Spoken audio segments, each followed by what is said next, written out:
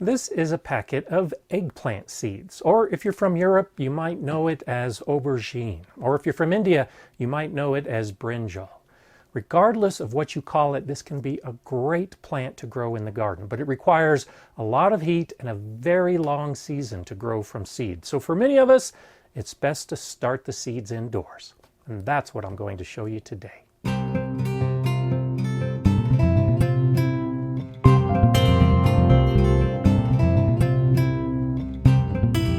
Hi, I'm Gardener Scott, and the variety of eggplant I'll be starting today is Diamond, and I got this seed packet from Seed Savers Exchange.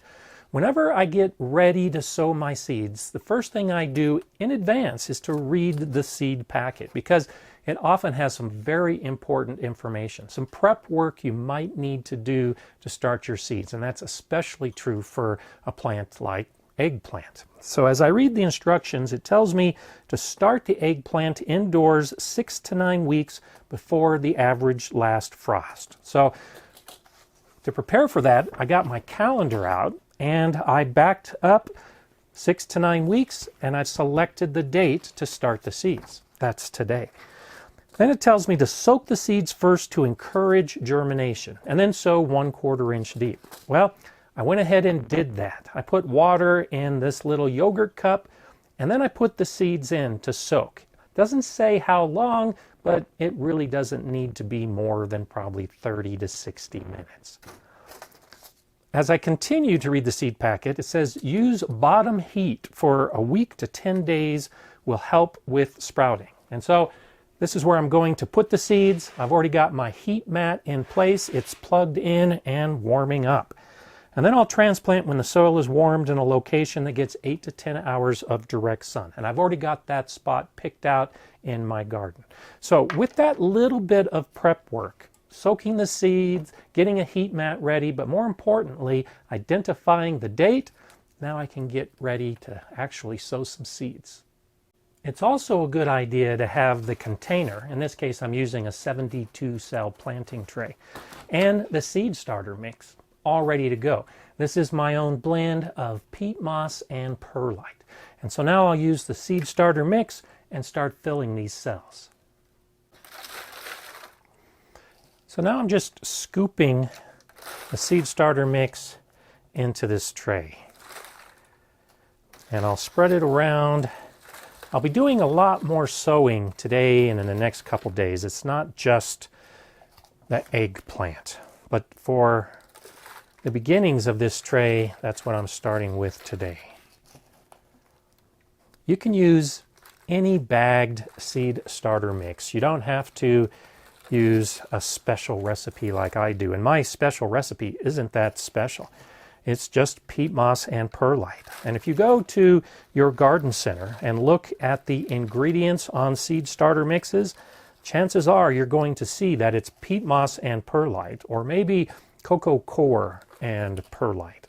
It might have vermiculite, but in most cases, seed starter mixes really don't have any nutrients. They typically don't have worm castings. They typically don't have compost. It's just a very simple blend that's intended to be light but well draining to start your seeds.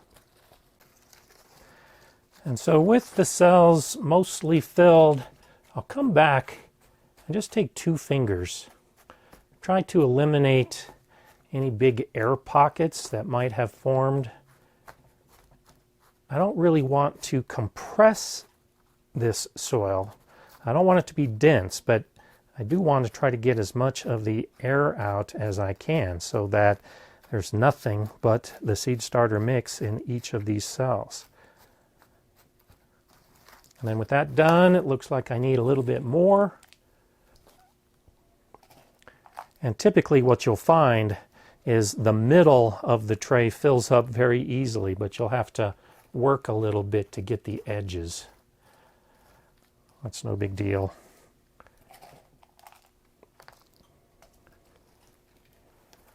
And then with all of these cells filled, I'll be ready to sow the seeds. Now I'm leaving this corner cell empty. That's one of those little tips to help me see if there's water that's stagnating in the bottom so that I don't overwater these seedlings. It's just a quick way for me to see the condition of the water within this tray. And now it's ready to go.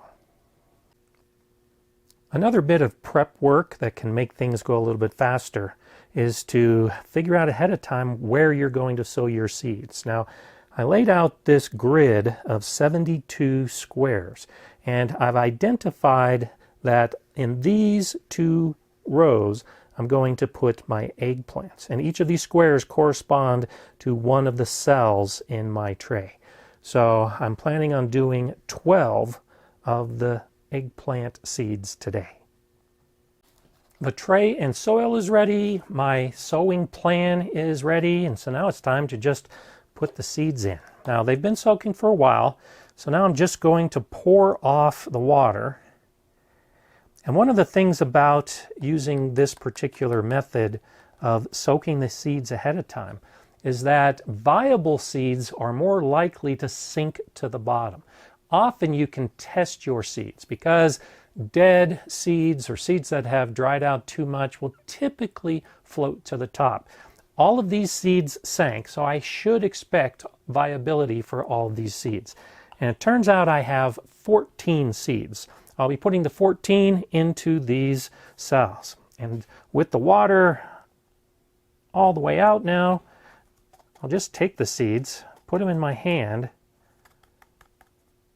and they're ready to go. I'll start by taking a single seed and putting it into one of the cells. Now there's a couple ways to do this.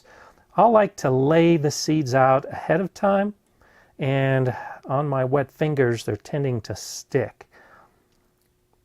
But you can either make the hole ahead of time and drop the seed into the hole, which I think is a little hard with the wet seeds, or you put the wet seed on the surface and then press the seed into the soil. And remember, according to the directions on the seed packet, these seeds will go 1/4 inch deep. So I'll lay out the rest of these seeds on the surface.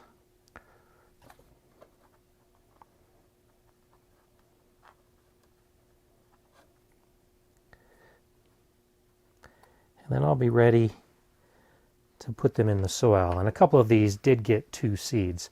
Now I'll use the tip of the pencil and just push it lightly into the soil.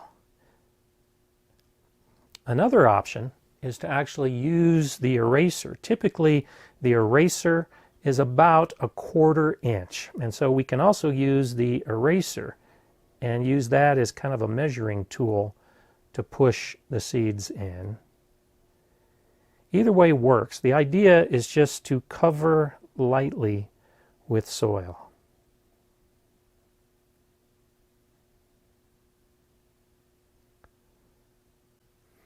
Now, you should be using a moist seed starter mix. Don't do this with a dry mix and then try to wet it.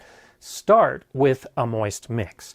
But this is still very loose. I do want to try to ensure that the soil completely surrounds the seed. And so I'll come back and just using a sprayer, we'll spray the soil on the surface.